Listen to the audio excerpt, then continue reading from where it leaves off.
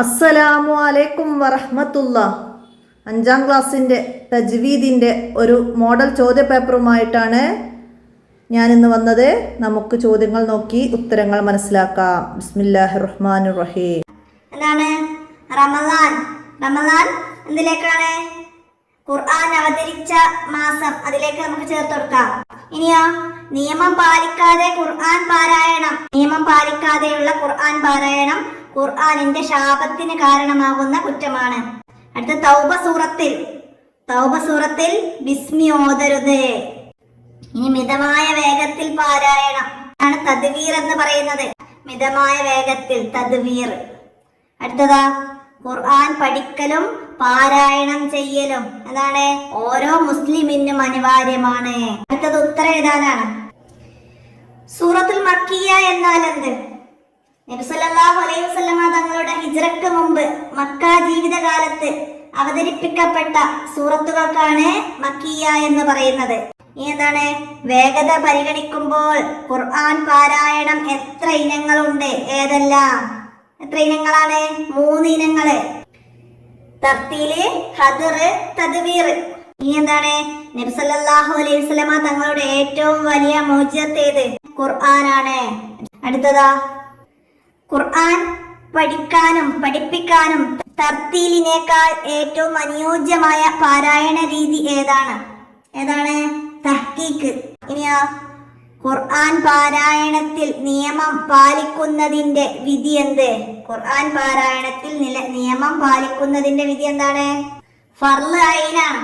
ഖുർആൻ പാരായണത്തിൽ നിയമം പാലിക്കുന്നതിന്റെ വിധി ഫർള് ഐനാണ്.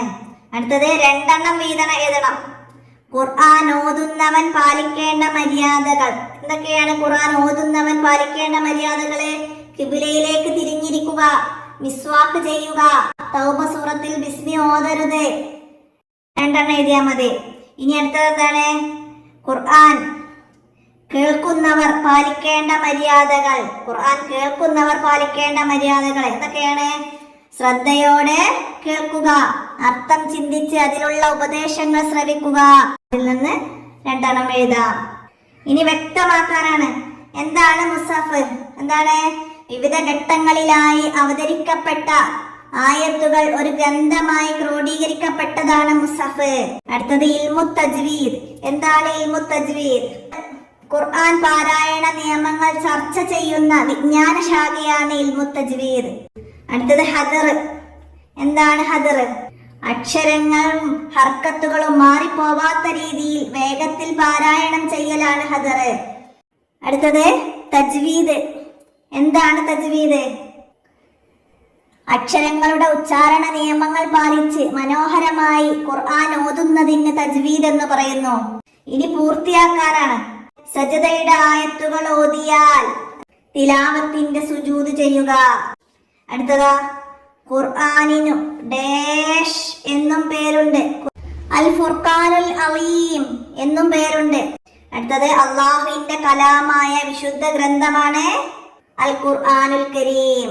അടുത്തത് മക്കയിലെ ഡാഷിൽ വിശുദ്ധ ഖുർആൻ അവതരണത്തിന്റെ തുടക്കം എന്താണ്? മക്കയിലെ ഹിറാ ഗുഹയിലാണ് വിശുദ്ധ ഖുർആൻ അവതരണത്തിന്റെ തുടക്കം. മക്കയിലെ ഹിറാ ഗുഹയില്. അടുത്തതാ മദീനയിലേക്ക് ഹിജ്റ പോയതിനു ശേഷം ഇറങ്ങിയ സൂറത്തുകൾ. മദീനയിലേക്ക് ഹിജ്റ പോയതിനു ശേഷം ഇറങ്ങിയ സൂറത്തുകൾക്ക് മദ്നിയ സൂറത്ത് എന്ന് പറയുന്നു. ഇനി ശരി അടയാളപ്പെടുത്താനാണ്.